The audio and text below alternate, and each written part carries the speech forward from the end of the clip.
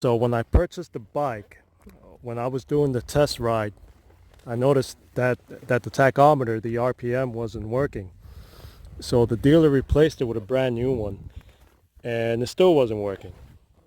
So anyway, they said that that it might be a signal problem with one of the wires, and apparently the way that the Africa Twin gets the reading for the RPM, the wires are attached to the stator, so they had to order the whole unit.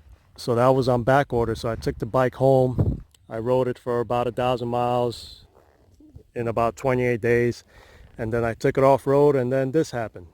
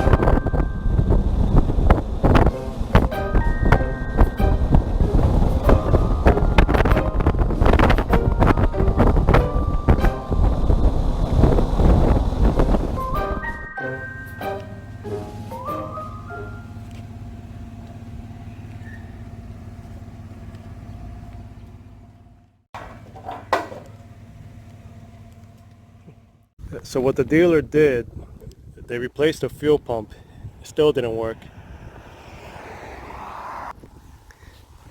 And while they were at it, uh, apparently the stator that was on back order came in. So they just figured they put in the stator, and the bike ran. It started. So I guess the problem with the bike not starting was the stator. So the service manager calls me, and he tells me the good news is that my bike is running, but the bad news is that the RPM, the tachometer, is still not working. And that was the main reason why we ordered the stator.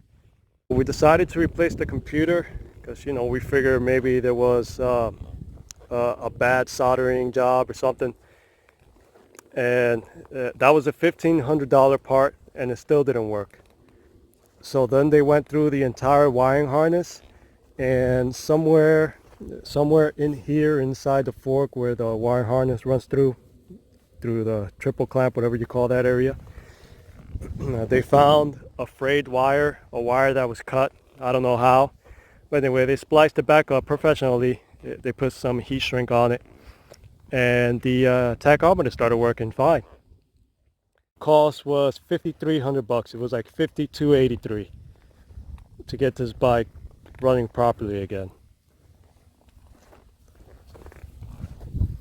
To me, it was worth it. We'll see. Only time will tell if it holds up. So I'm giving this bike a huge chance. But anyway, that was what happened to me. And I'm just sharing this video, so if it happens to anyone else, so now you know what the solution was. So thanks for watching, guys.